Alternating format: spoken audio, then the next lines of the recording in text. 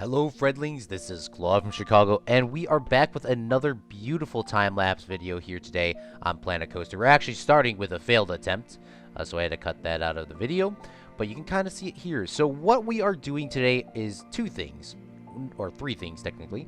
Number one, we are going to be working on the Fred's Wonder World sign. We made that original one in episode 1 or 2 of the live stream. I think it was number 2, and I didn't really like it. It was too small, and plus when you got really far away, it didn't look too good. And you could see me going over there checking to see how good this size would be if we place it in the water, because I really want this sign to be in the water while going to the hotels, which we built in stream number 14, if you're worried or curious about it. All the time lapses and the other videos are in the description if you want to see any of the other ones. So they're all linked in a playlist if you guys are curious, and they'll also be put in a card somewhere in this middle of this video. But what we're using today, we'll go into a live action at the end. But we are using medium pieces here, and I really feel like playing Planet Coaster and watching a ton of Planet Coaster videos from people like Geekism, Lady Designer, and those people, that it really does help for your builds to get that much better. Honestly, it really does. Just watching them play and seeing how that they do stuff really makes time go really quick. As you can see there, I really only started with just the circle, like that little circle there with the medium cylinder pieces of art shapes. And it's pretty much just copying and pasting after you get the first one set up, honestly, and just doing a little adjustments here and there. But we are working on the E for Fred's Wonder World. So at all these big parks, it's really important for your at least customers to see that, you know, your branding. Obviously, they're coming to your park. They should know what it is. But I mean, this sign is so big and by the water, and it looks so nice when we get it set up later, that people are going to take pictures by the sign, regardless that there's like nothing else to do. Anybody can come down there and take a picture by the sign, and everyone will know. It's kind of like an additional branding.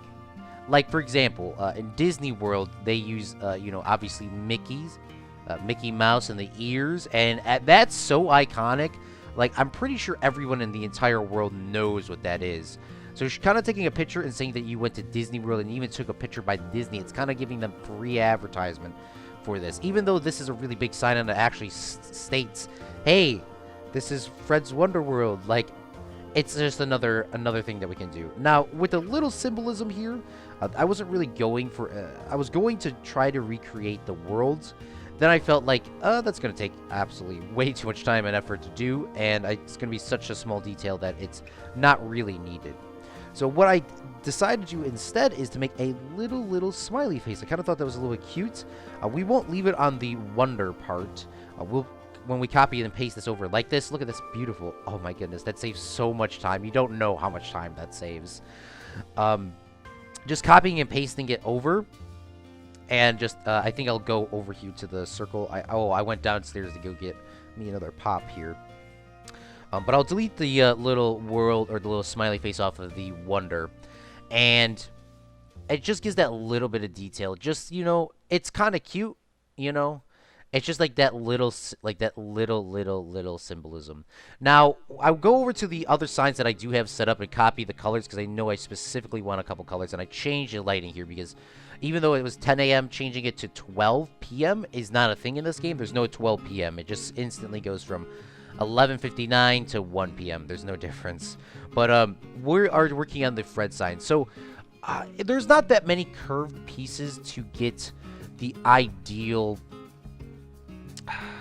like shaping on this. So it really is kind of just seeing what you can do and kind of what you can. So obviously you see me using other art shapes like these little, I guess you could call them egg shapes, like on the F, just to kind of give us that little variety to the thing. If you haven't already, hit that like button, hit that subscribe button.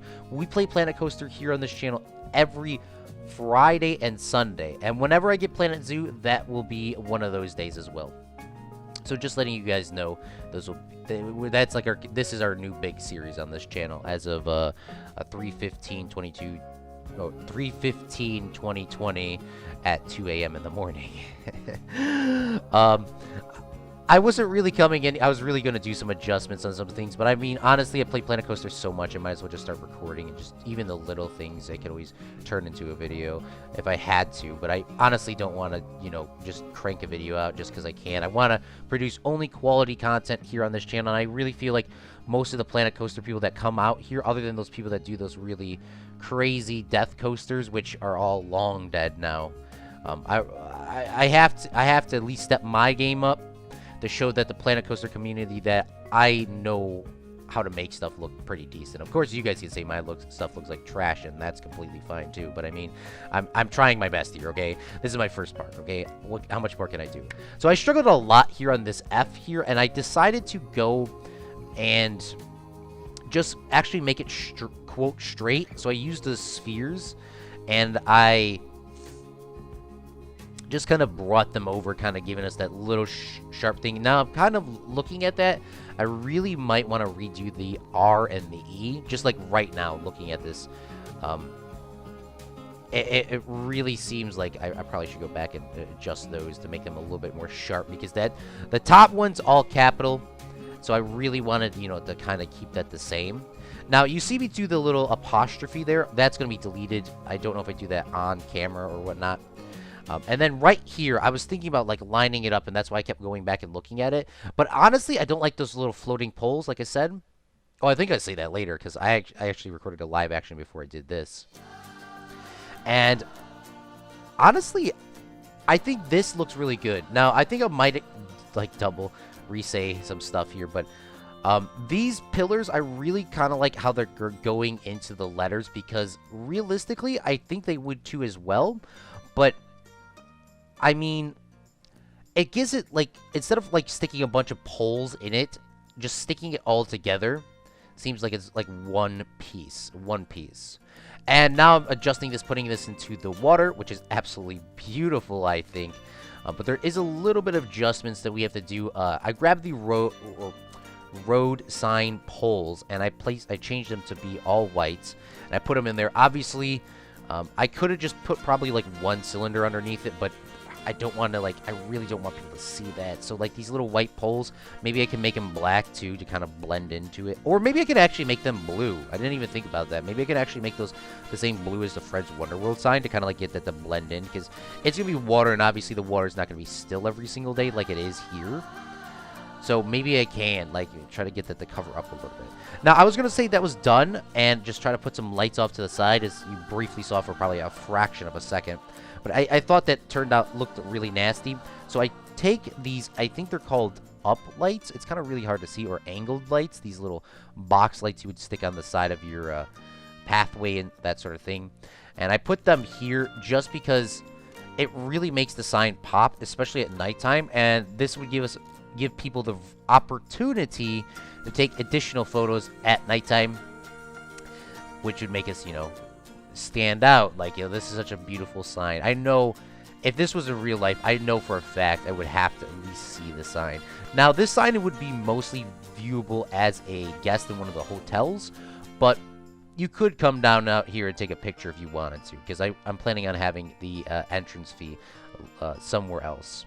So this is our first cut in the video.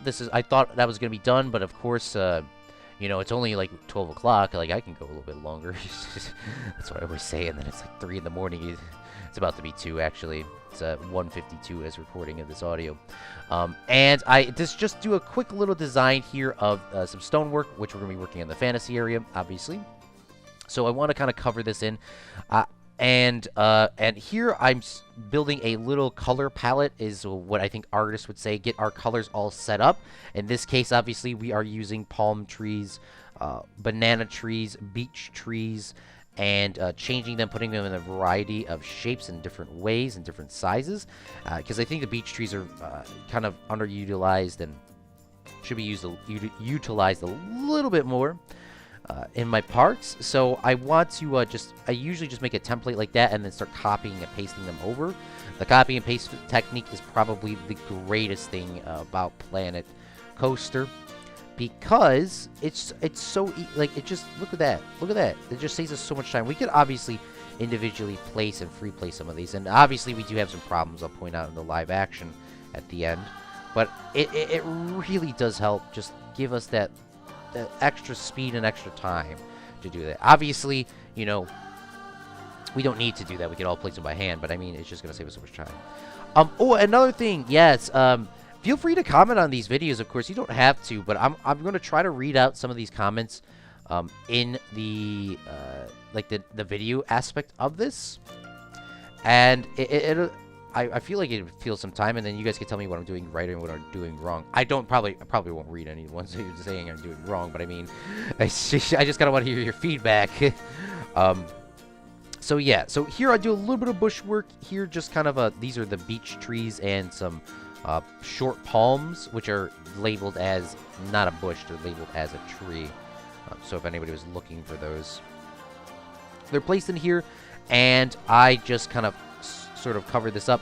And here is the ship ride here, the pirate ride. I could not find that explosion.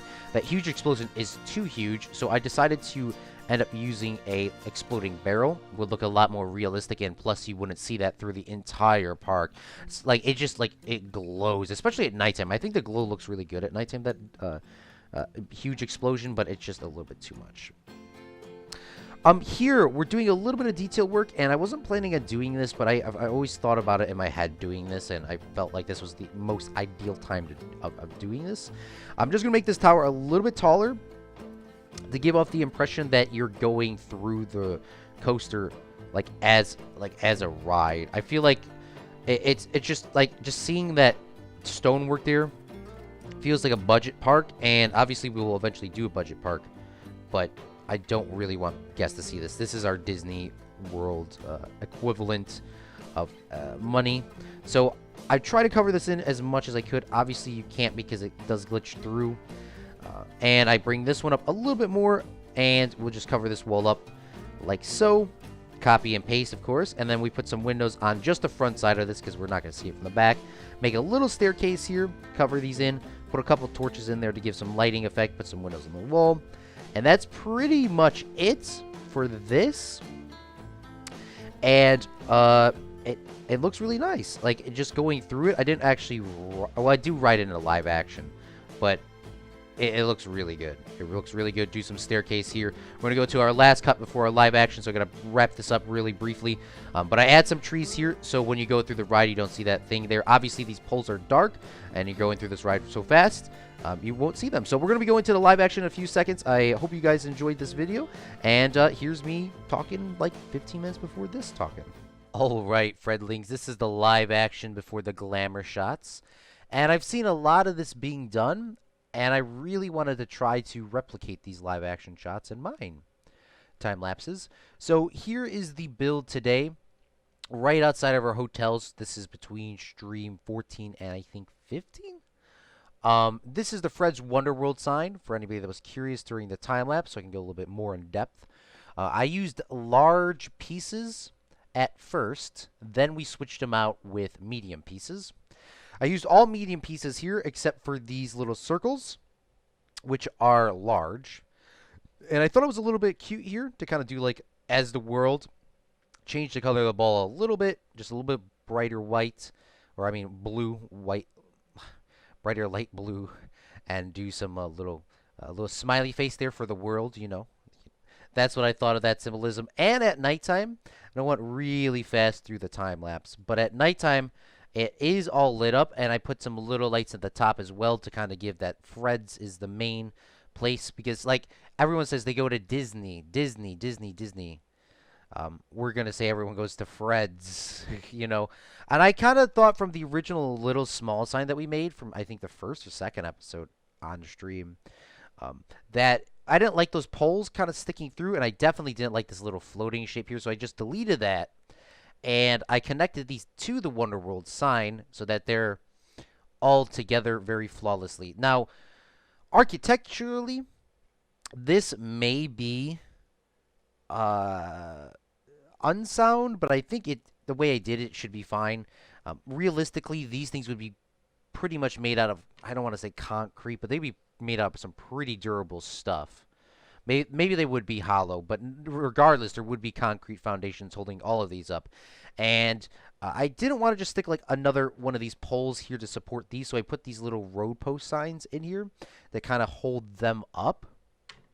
Just kind of thought that was a good little touch. And strangely enough, we worked on the pirate area a little bit in this time lapse because I know I always say that I wanted to really, like hide this in a lot better than what it was. You can still kind of see it while on the ride, but I think we're going to get that more covered up later. I kind of did a quick terrain work here just so when you're outside of the park, that's really what I was trying to work on today, and then I got out of hand again, of course. When you're at these hotels, I really don't care that you see too much, like, especially like the coasters and stuff like that. I really want you to see that because like some people may be staying at the hotels and are like, this is before they got here, like they just got on the metro, they got here, or they took some sort of boat to get here somehow, and now they're here at the hotels.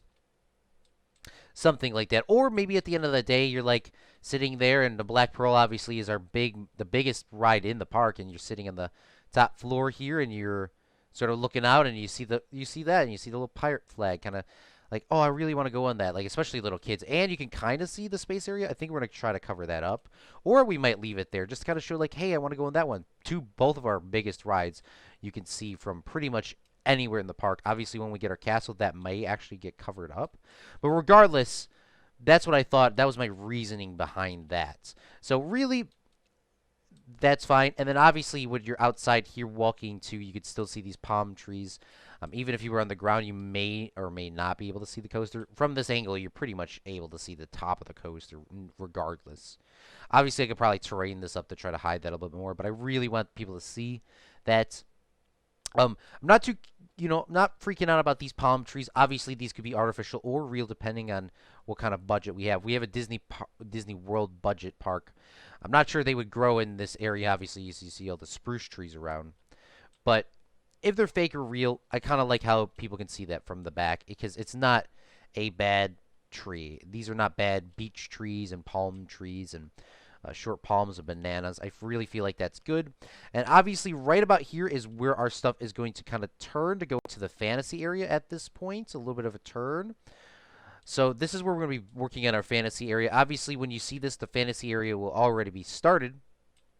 So that's where that's at. And I did a little bit of detail work here. I might be able to actually get onto this train. Let's actually get onto a different car. Now, the reasoning behind this is I